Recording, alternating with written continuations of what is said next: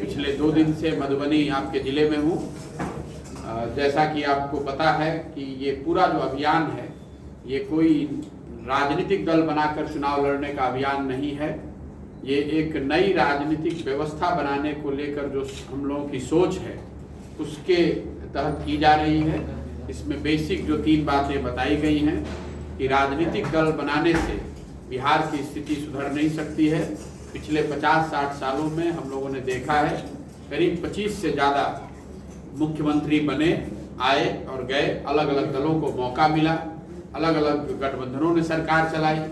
सब ने अब जो काम किया या जो करने का दावा करते हैं, अगर उस सब बात को मान भी लिया जाए, जिन्होंने जो दावा किया अगर उस बात को आप मान भी लें, तो भी आज जो सच्चाई है जो आपके हमारे सामने खड़ी है वो बिल्कुल क्लियर है।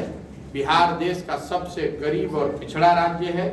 देश में सबसे ज़्यादा अशिक्षित लोग, देश में गरीबी रेखा से नीचे रहने वाले सबसे ज़्यादा लोग, सबसे ज़्यादा पलायन वाले लोग, सबसे ज़्यादा भूखमरी के शिकार लोग इसी राज्य में रहते हैं। ये बिहार का दुर्भाग्य है, क्योंकि 50 के दशक में बिहार देश के अग्रणी राज्यों में बिहार की गिनती होती थी।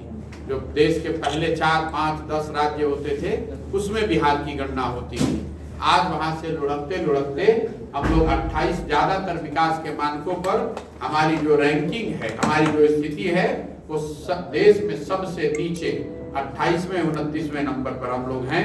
इसीलिए हम लोग और कोई आदमी नया आता है और वो बताता है कि हम आएंगे, हम ठीक कर देंगे।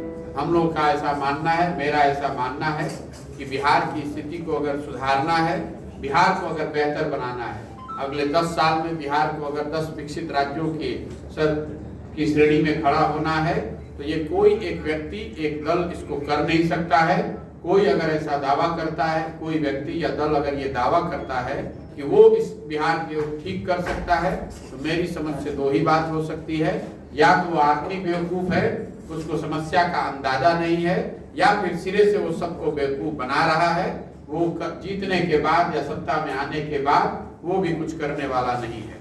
बिहार को सुधारने का एकमात्र रास्ता जो हम लोगों की समझ में है वो ये है कि बिहार के समाज में, लोगों में ये ताकत है, समझ है।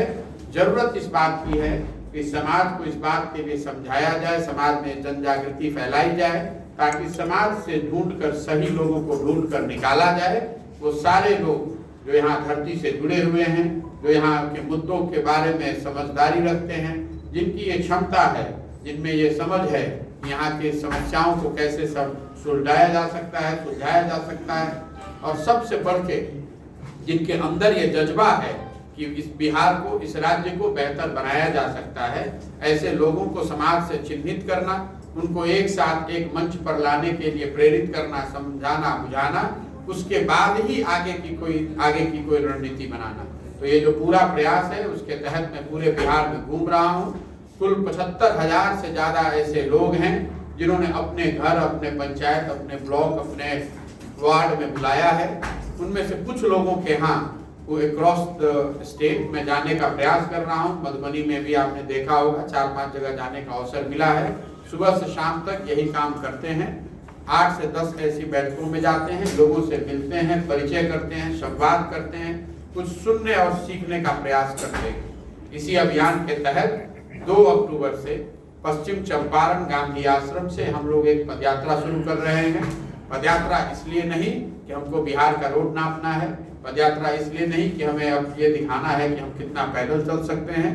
पदयात्रा इसलिए करने वाले हैं ताकि बिहार में हर जगह स्वयं से चलकर उन लोगों के पास जाया जाए।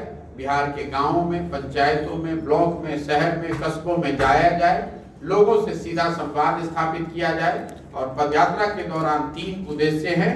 एक, लोगों से मिलकर ये समझा जाए कि उनकी नज़र में, उनके इलाके में कौन से ऐसे सही व्यक्ति हैं, राजनीतिक या गैर राजनीतिक, जिनका हाथ पकड़ के, जिनको समाज में हाथ पकड़ के राजनीतिक तौर पर आगे बढ़ाया जा सकता है। कल होकर जो चुनाव जीते किसी भी स्तर पे, उससे समाज का फायदा हो सकता है।